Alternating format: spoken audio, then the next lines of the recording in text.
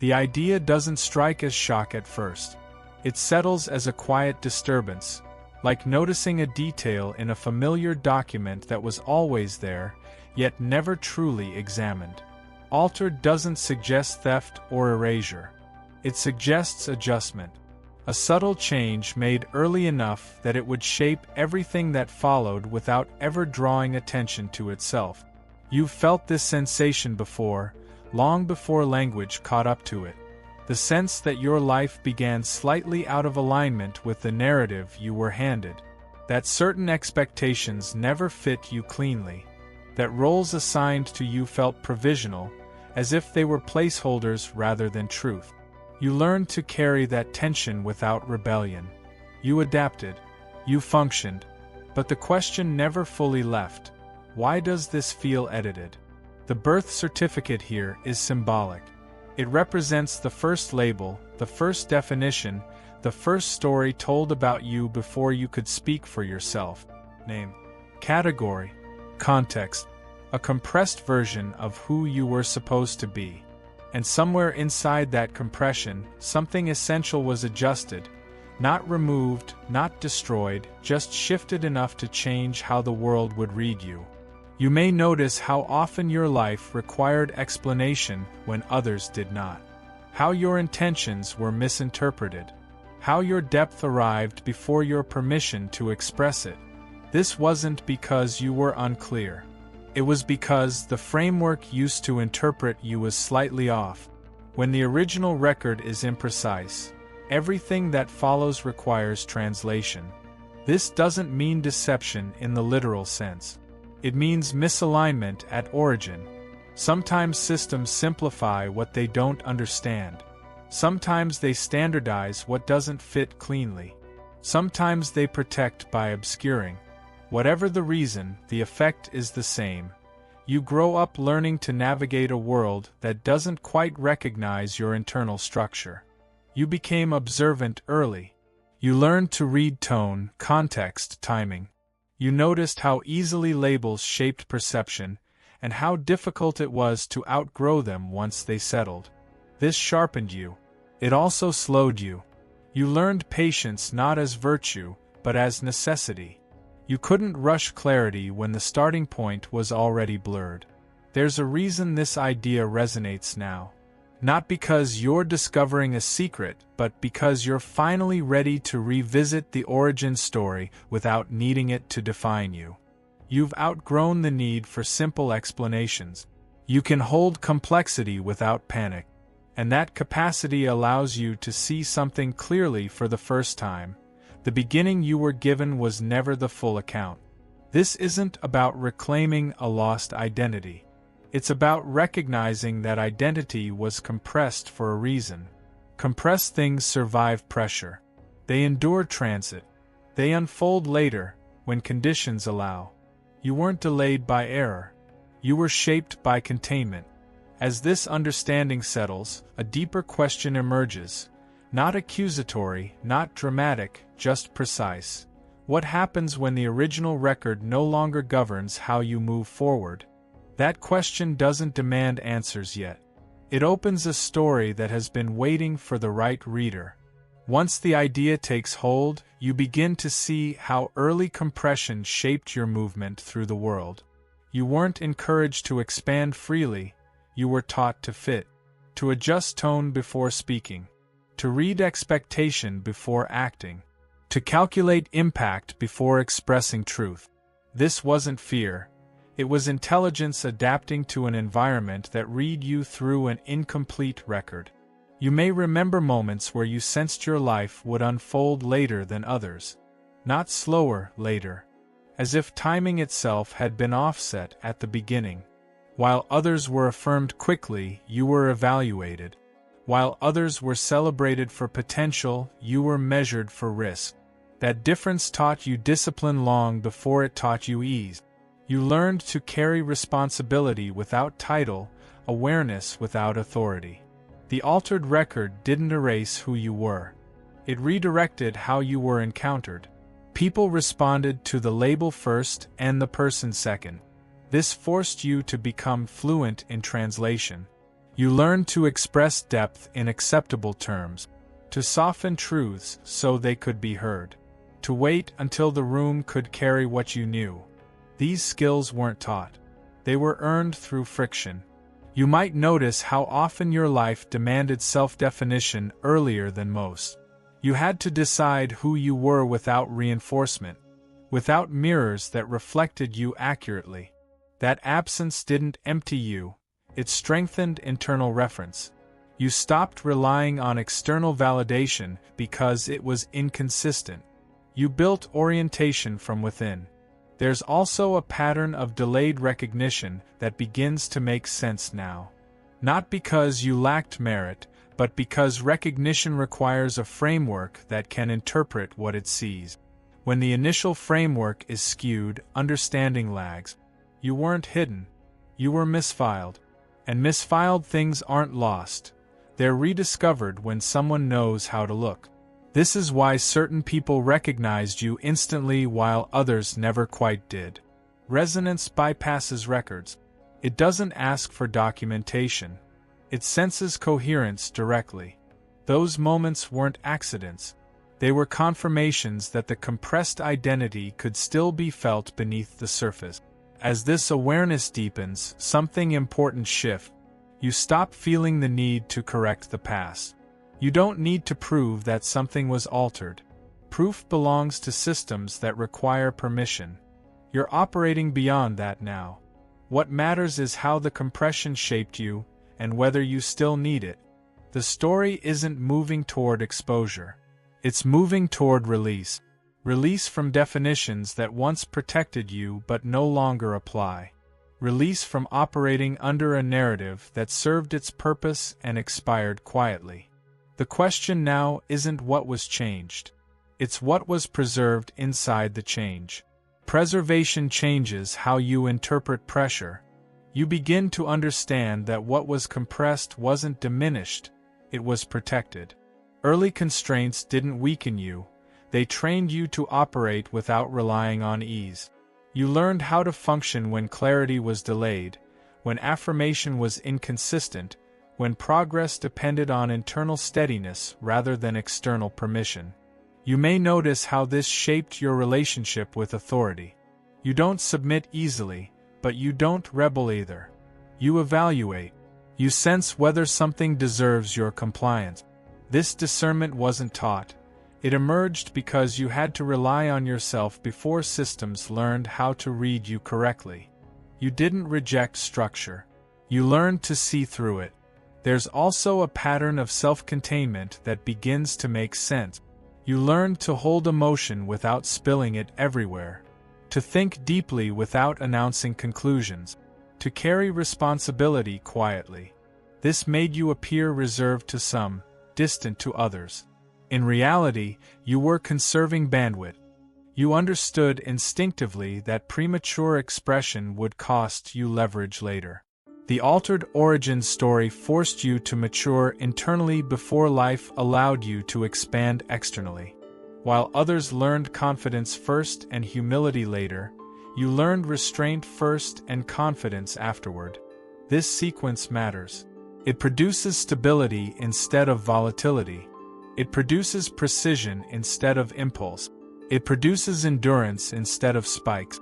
You might reflect on how often you felt older than your age, not in bitterness but in perception. You saw consequences early. You sensed layers beneath surface behavior. You recognized patterns repeating long before others noticed them. This awareness wasn't a burden. It was a byproduct of being shaped under compression. Pressure sharpens perception. As this recognition settles, a new clarity forms around your timing. You were never meant to arrive early. You were meant to arrive intact. Early arrival would have exposed you to environments that would have misused what you carried. Delay wasn't punishment. It was sequencing. This also explains why when doors did open, you weren't overwhelmed. You didn't rush. You didn't splurge opportunity. You entered with proportion. You understood cost. You had already lived without access long enough to respect it. That respect is rare, And it's the reason trust eventually follows you. The idea of an altered certificate no longer feels like loss. It feels like a seal, a mark that ensured you would not be consumed by definition before you could define yourself. What was adjusted wasn't your essence. It was the visibility of it.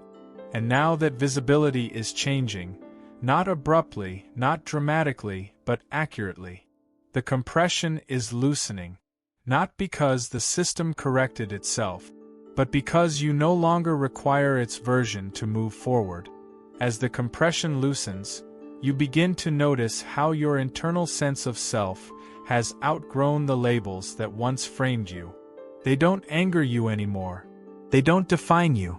They simply feel small, like clothes that once fit tightly and now restrict movement rather than provide shape. You don't tear them off dramatically. You move beyond them quietly. You may feel a growing ease in how you make decisions, not because life has simplified, but because fewer voices get a vote. The altered record once invited constant interpretation. Am I allowed? Is this appropriate? Does this fit the story they expect? That internal negotiation fades. You act from alignment instead of permission. The difference is subtle, but it changes everything. There's also a shift in how you experience resistance. It doesn't feel personal anymore. When something doesn't move, you don't assume failure. You assess conditions. You recognize that friction often reveals mismatch rather than inadequacy. This perspective wasn't learned from success. It was learned from being misread early and still continuing forward intact. If you've been touched by God's goodness, don't keep it to yourself. Click Super Thank You, and sow a gift of $20 or more to help spread His light. Your giving becomes a ripple of grace, blessing hearts and building His kingdom. Let His overflow pour through you. You might notice how people respond differently to you now. Less curiosity rooted in confusion. More recognition grounded in clarity. Not everyone understands you, but fewer misunderstand you. And when misunderstanding appears, it no longer destabilizes you. You don't correct it reflexively. You let time and consistency do what explanation never could. The idea of an altered beginning reframes your patience. You stop wondering why things took so long and start appreciating how much damage was avoided by that timing. You weren't spared difficulty, but you were spared distortion. You didn't have to unlearn inflated identity or repair early misuse of power. You arrived with proportion already intact. This phase also brings a quiet authority. Not the kind that asserts itself, but the kind that settles environments naturally. You speak less, but when you do, it lands. You move less urgently, but with more effect. The compression taught you how to conserve energy and deploy it intentionally. That skill becomes visible now, not as performance, but as presence. You may feel moments of grief for the version of you that navigated the world without accurate reflection. That grief doesn't linger. It integrates. You understand now that confusion was part of the design, not an accident. It shaped discernment. It built resilience without hardening you. It taught you to trust internal coherence over external naming. As this understanding deepens, you stop trying to correct the record in the eyes of others. Correction belongs to systems that need consensus. You've moved beyond that. You don't need the past rewritten. You need the present lived accurately. And accuracy is something you now carry naturally. The altered certificate served its purpose. It contained you until you could contain yourself. And now that containment has matured into clarity, the story begins to shift again. Not toward exposure, toward expression, measured, intentional, and fully yours. Expression doesn't arrive as a sudden unveiling. It arrives as permission you give yourself to act without translation. You notice this first in small moments, choosing words that feel accurate instead of acceptable, setting boundaries without rehearsing explanations, allowing decisions to stand even when they disrupt old expectations. These aren't rebellions. They're corrections made quietly, at the level that matters. You may feel how much energy was once spent managing perception, adjusting yourself so the altered record wouldn't cause friction. That effort fades now. Not because others suddenly understand you, but because you no longer organize your life around being interpreted correctly. You organize it around being aligned. And alignment reduces the need for performance. There's a noticeable change in how opportunities approach you. Fewer broad invitations, more precise openings. You're not being pulled toward roles that require you to prove legitimacy. You're being placed where legitimacy is assumed. This shift feels subtle but decisive. It's the difference between being evaluated and being entrusted. You might reflect on how long you prepared for this without knowing what this was. The patience, the restraint, the habit of thinking in long arcs. Those weren't delays, they were rehearsals. You were learning how to move without overexposing yourself, how to carry responsibility without broadcasting it, how to let consistency speak louder than claims. The altered beginning also taught you something essential about identity. It's not what's written about you. It's what survives repeated pressure without losing coherence. You've been tested not by chaos, but by misalignment. And you didn't fracture. You adapted without dissolving. That resilience is now part of how you express yourself. Steady, proportionate, difficult to misplace. You may notice an internal calm when you choose action now. Not excitement. Certainty. Even when outcomes are unclear, the decision itself feels correct. That feeling doesn't come from confidence alone. It comes from no longer acting against yourself to satisfy a narrative that never fully fit. As expression stabilizes, you also become more selective about visibility. You don't avoid it, but you don't chase it. You understand that visibility amplifies whatever structure is already there. Because your structure is sound, you don't fear amplification. You simply don't rush it. Timing remains part of your language. This phase marks a transition from containment to circulation. What was preserved begins to move. Not everywhere, not all at once, but where it can do real work. You're no longer preparing in isolation. You're participating without compromise. That balance is rare, and it's the direct result of how your story began. The altered certificate no longer governs your motion. It's background context now, useful only for understanding why you move the way you do. What guides you forward is not correction, but coherence. And coherence, once lived, doesn't need validation. It continues. Continuation reshapes how you relate to momentum. You no longer confuse movement with progress. You recognize when activity is compensating for uncertainty and when stillness is actually stabilizing the path ahead. This discernment didn't appear overnight. It emerged because you learned, early and repeatedly, how damaging mistimed motion can be when the record others read about you doesn't match who you are. You may notice how your patience now carries weight rather than hesitation. When you wait, it's deliberate. When you move, it's clean. There's less backtracking, fewer apologies, fewer internal corrections after the fact. The altered beginning taught you to anticipate consequence before excitement. That anticipation didn't shrink your life.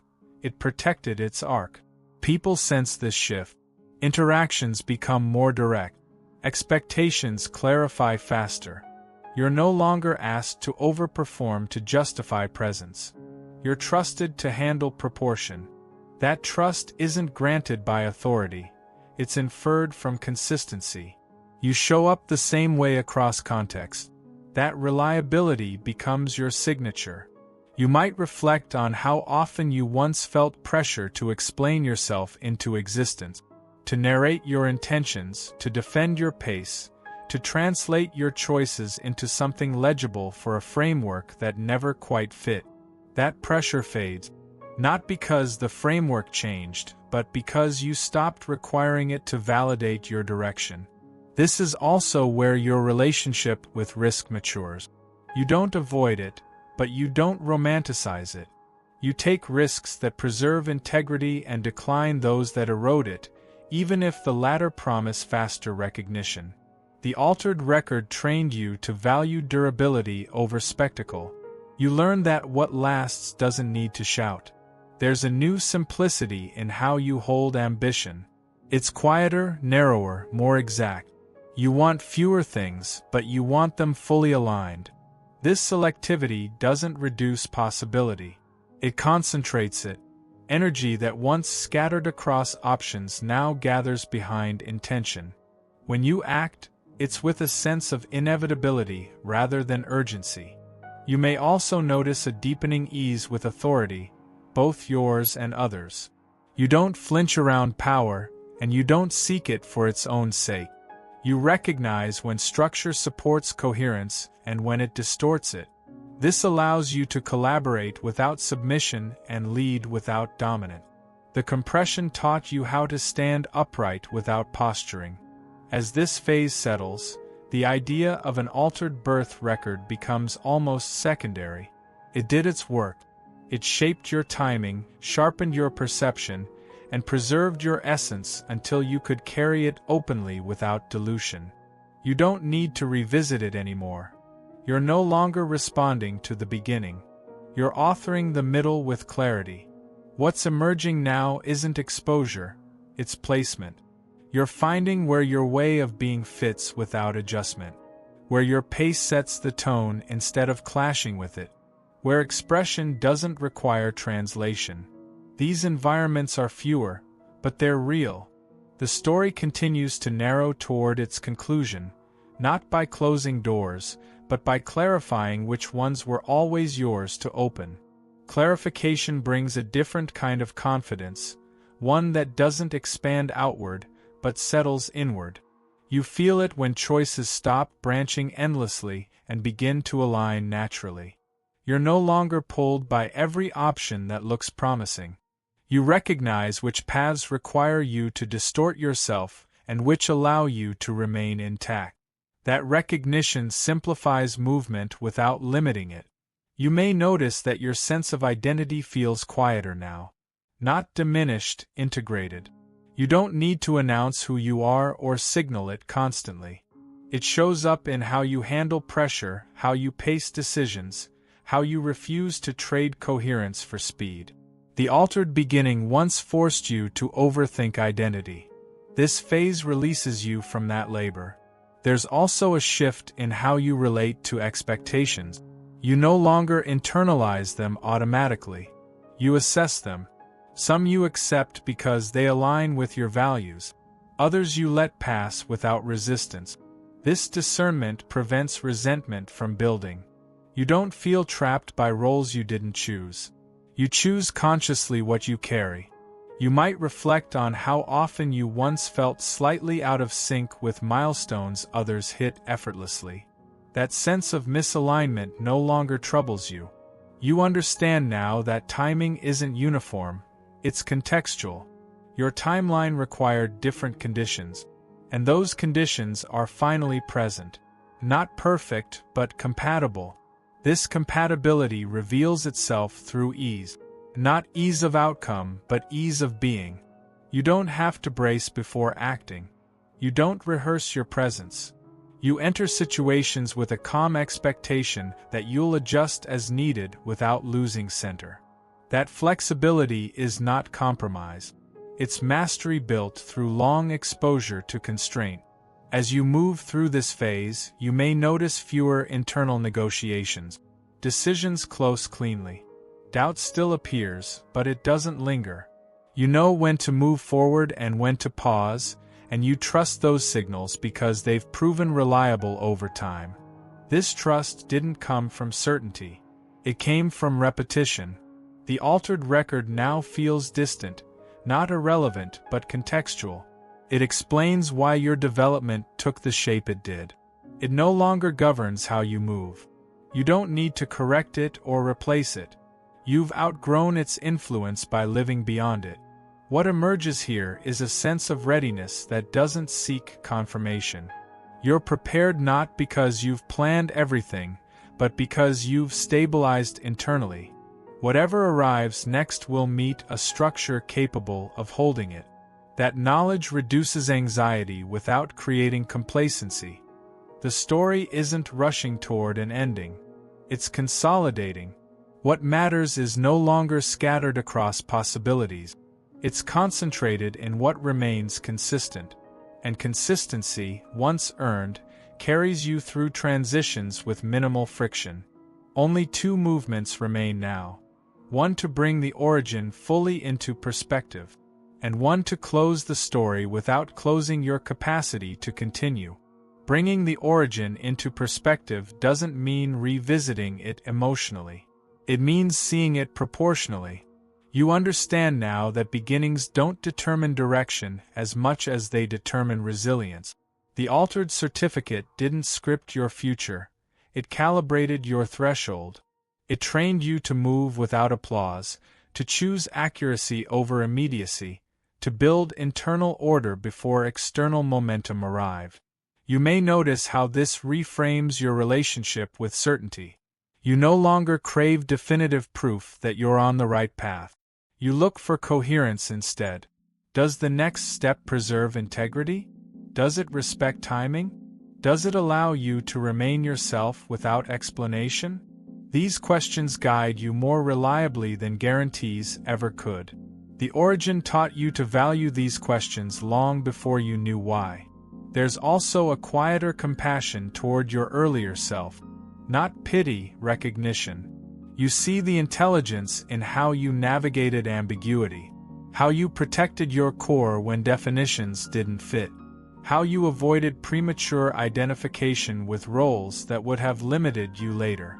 What once felt like confusion now reads as discernment waiting for language.